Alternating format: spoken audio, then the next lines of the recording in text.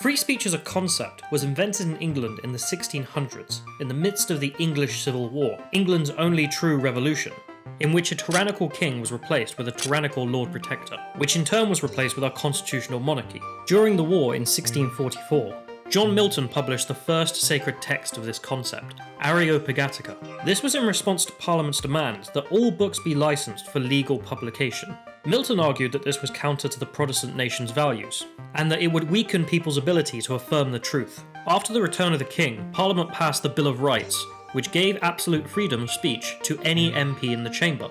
And in 1695, the licensing order Milton had argued against was allowed to expire. Next came the Americans with their revolution. They adopted the English liberal ideas and granted freedom of speech to not only politicians, but to all Americans in law. Then the French had a revolution, and they granted freedom of speech to all French citizens, but with the caveat that abuses of freedom shall be defined by law.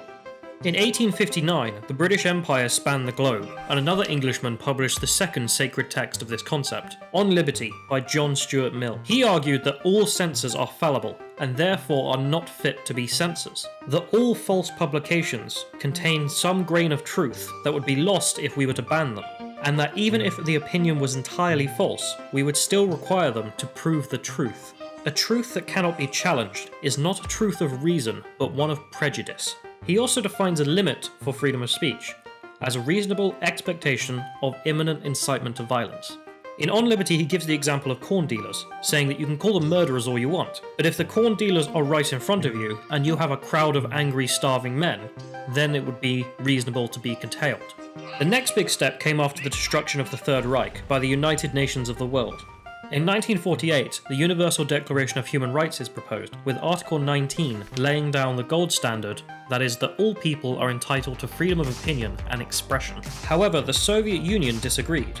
They argued, what about the Hitlerian racialism they had just destroyed? Should worldviews that seek to destroy freedom of speech be allowed? The United Nations was eventually convinced by the Soviet worldview. Freedom of speech was to be allowed, but with special duties, that it respect the rights and reputations of others, and that it not be used to undermine national security, public order, public health, or morals. This is far more in line with the French view of freedom of speech than the English-speaking tradition. They did not condemn what is modernly called hate speech, but instead asserted people had the right to be protected from this speech. This sentiment was further cemented in 1950 with the European Convention on Human Rights, stating that everyone had a right to freedom of expression with duties and responsibilities. Some people like to say this leaves freedom of speech as a spectrum, in which where the line is drawn is entirely subjective. Whilst academically true, the reality is that it is a bimodal distribution. There are two views subscribed to by almost all advocates of freedom of speech. Either the limits are the English-speaking tradition, with a reasonable expectation of imminent incitement to violence, or the French view, with rights and responsibilities. The English limit has become known as the harm principle, where there is a threat of imminent physical harm. And the French view has become known as the offence principle, in which speech which grossly offends society must be limited to maintain a civilized society. My own personal view on this is that if liberty is to mean anything at all, it is the right to tell people which they do not want to hear. I have heard countless petty tyrants from Arabia to North Korea determine freedom of speech only causes disunity in a nation, and thus we must restrict it to maintain order. This is a more honest telling of what the French model entails. If my irresponsible speech causes offence to you or society at large, good.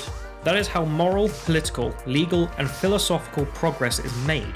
The free speech principle involves a special act of carving out one area of social interaction for extraordinary self-restraint, the purpose of which is to develop and demonstrate a social capacity to control one's feelings.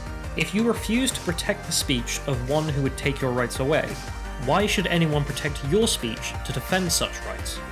If you're in favor of freedom of speech, that means you're in favor of freedom of speech precisely for views you despise. The bimodal distribution, when put honestly, is those who would defend freedom of speech for those they despise because of the value it has for society, and those who would defend freedom of speech for which they personally approve for the value it has only to them.